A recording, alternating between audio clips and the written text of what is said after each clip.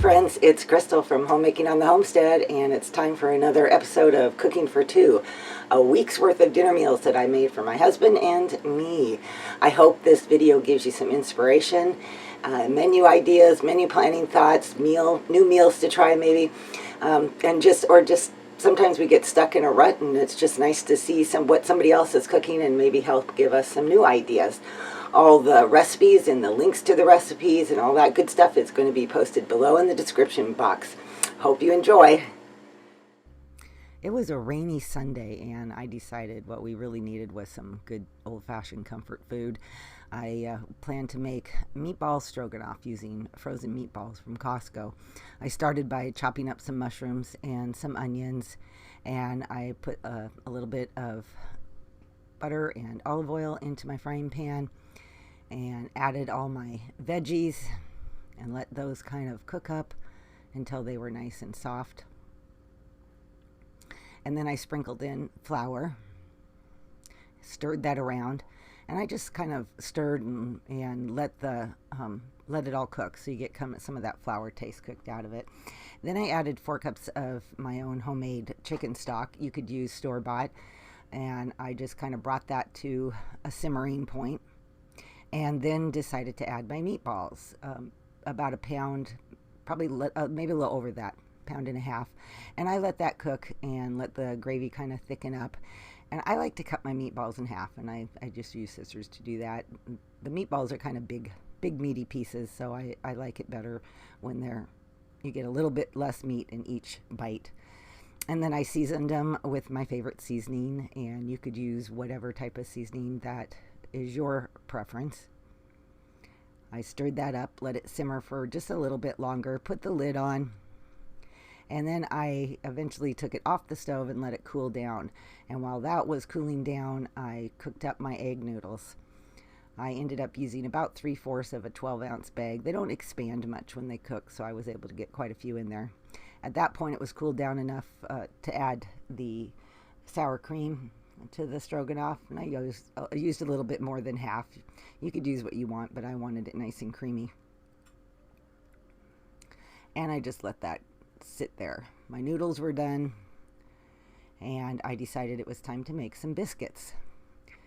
And I just did plain old-fashioned baking soda biscuits, nothing fancy. Put my butter in there. One of these days I'm going to get a pastry cutter. Mixed it all up. I laid out a piece of parchment paper just to make cleanup easier. And you don't really need biscuit dough. I just kind of fold and push and fold and push. I find doing it this way gives you really nice flaky biscuits. And once I've folded it a few times, then I kind of just push it out into a bigger size and cut them out. I use a drinking glass. You could, if you have a biscuit cutter, that's great, but a drinking glass works really well. Laid those out in a pie plate.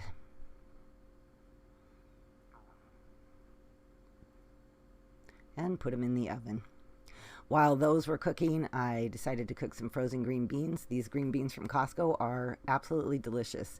I don't add any water. I just put a little oil in my frying pan, put a little salt and pepper on them, and that's about it. Oh, and some seasoning, whatever you prefer. I stir them up, and because as they defrost, they create a lot of their own moisture. I turn the heat down, put a lid on, and then periodically check them to make sure that they are cooking and not getting too brown on the bottom. The biscuits were done, and I spread melted butter over the top of them. And by that time, the green beans were all done, and it was time to serve up dinner. We really, really enjoyed this meal. It just hit the spot on this rainy day.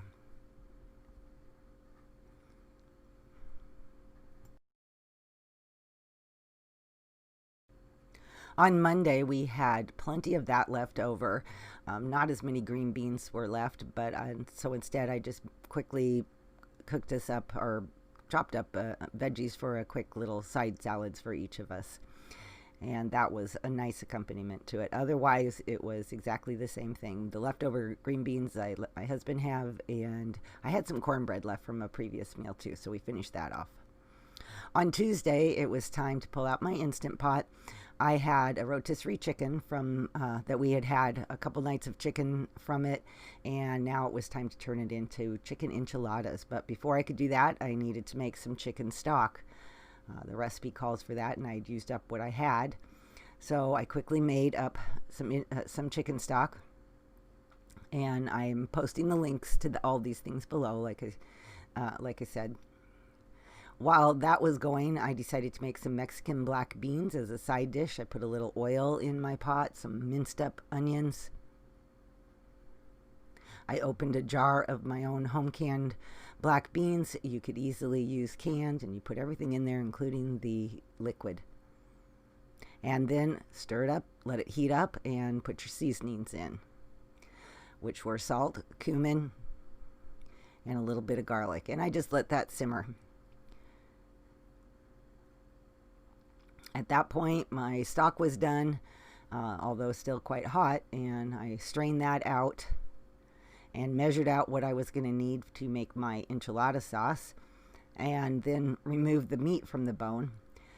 It was mostly breastbone, so even though it was still kind of hot, I was able to just pull out of there what I needed. And then I shredded up the breast meat, and then got busy filling up my corn tortillas. I just put a little bit of chicken in there and a little bit of cheese on the top, roll them up, and put them in my pan until my pan is full.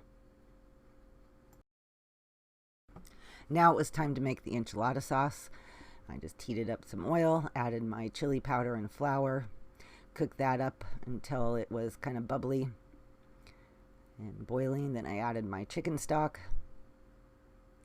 tomato sauce, and my spices.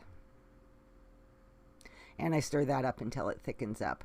And then I pour that over the top of my rolled up chicken and enchilada tortillas. I use a knife to kind of push the tortillas apart so that I can make sure sauce gets in between all the tortillas, and everything gets covered in sauce really well.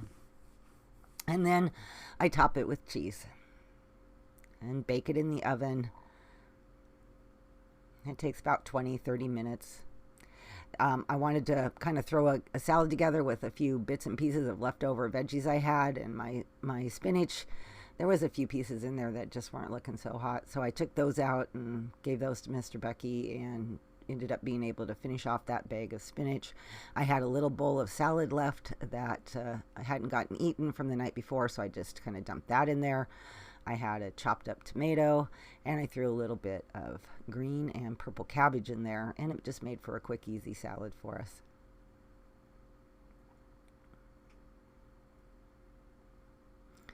I served this up with some sour cream on top of the enchiladas, the black beans on the side, our salads, and we had a little bit of tortilla chips and salsa to go with it. And that was a fantastically delicious dinner. On Wednesday, I still had chicken enchiladas left over, so it was a repeat. The beans were almost gone, so I gave those to my husband, and we split up the enchiladas that were left. On Thursday, my husband was definitely in the mood for a barbecue, so we put some steaks on the grill, and those turned out to be really, really good.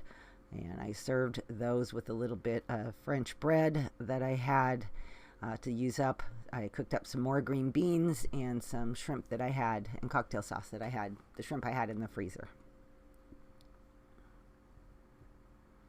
On Friday, it was time to move on to something different, and we had eaten up all our salad, so of course that's the first thing I did was to make up a salad. And I just needed a really simple dinner this night, so probably the most complicated thing that I made was this salad. The rest of it was pretty darn simple. I got some of the chicken nuggets that I still had in the freezer and French fries. The nuggets I put into a 9x9 baking dish and baked those in the oven. And while those were baking, I got my air fryer going and filled that up with the amount of fries I felt like we would probably eat.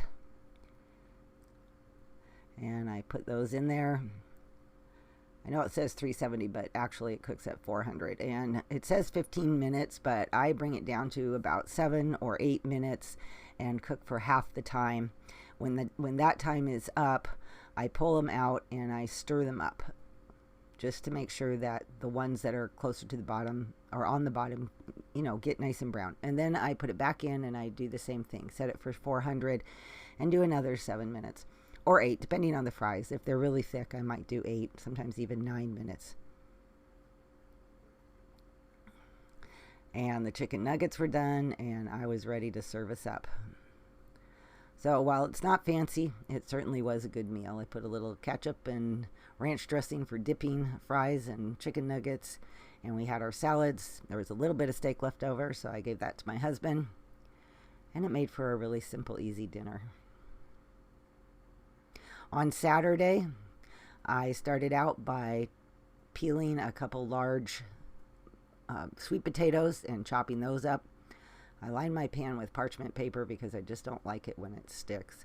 And I put in a couple red potatoes that I had, and I chopped those up. I was going to roast these in the oven. And to add a little flavor, I just threw in a little bit of red onion.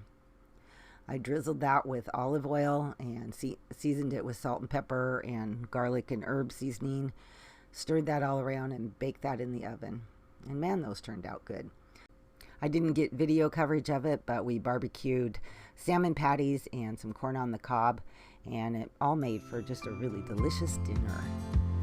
Thank you for watching, and if you enjoyed this video, don't forget to give it a like. And if you have not subscribed to my channel and you like my content, would you please consider subscribing? That means a whole lot to me. All right, friends, I'll see you next time. Bye-bye.